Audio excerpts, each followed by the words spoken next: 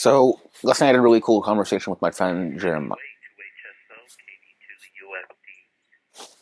So this is good. This is a good example. So I've been really enjoying just playing with amateur radio lately. Like it's just a cool way to spend a cold winter, right? You can't go outside, but you can definitely it's also super local, so you can hear other people also stuck inside because it's cold talking on the radio. And then you get, I guess it was the Saturday breakfast net, like hyper local news. Like one of the guys on the radio was saying, if you have leftover pizza, you can put it on your wood stove to heat it up. Like this is great, incredible knowledge that you can't really get anywhere else. So I was talking to a buddy and he's like, all right, I've been wanting to get into ham. And I've been like, oh man, I've been studying that all winter. I want to get my license. So I've just been reading as much as I can and watching YouTube videos. There's a bunch of really good YouTube videos that go through each question one by one. The Ham Study app is incredible. I wish every subject area had an app that was this good and made it like that easy to understand where your deficiencies were and where to study.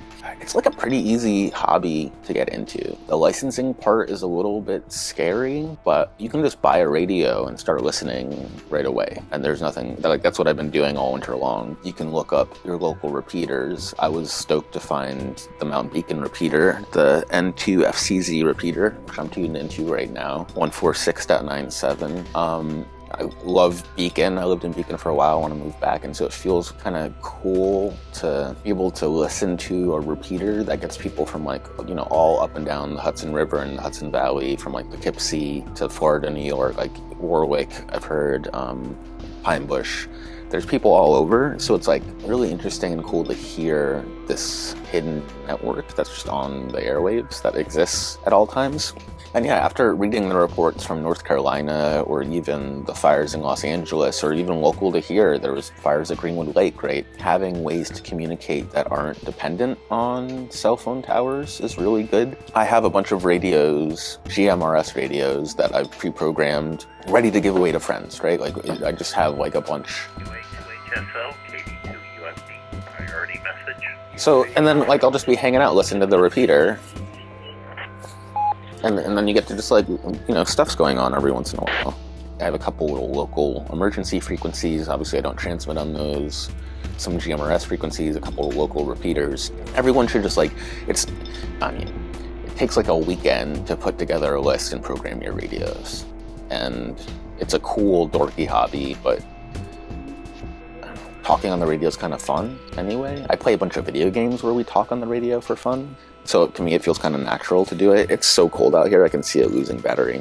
There's also fun ways to be a dork. I have this custom firmware on here. I don't know if you can see that. It's a really fun way of people watching. You know what I mean? You're people listening to local radio and the local culture.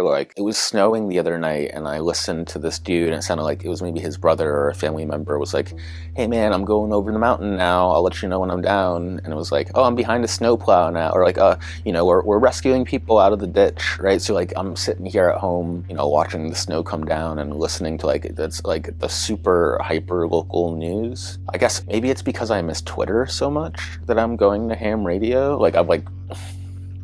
I miss I miss the minutia, the little updates, and maybe I should have been tuning into ham radio the whole time. It is definitely skews a little bit towards older folks, but yeah. I've been having a lot of fun with it. I think just buy this radio. I love it. It's $40 on Amazon. It's pretty easy to program. It's pretty easy to do cool things right away. It's a nice little radio.